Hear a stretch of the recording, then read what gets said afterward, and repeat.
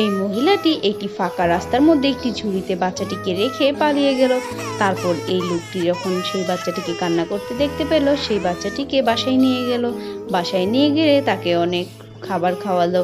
তারপর বাচ্চাটি আস্তে আস্তে বড় হতে লাগলো।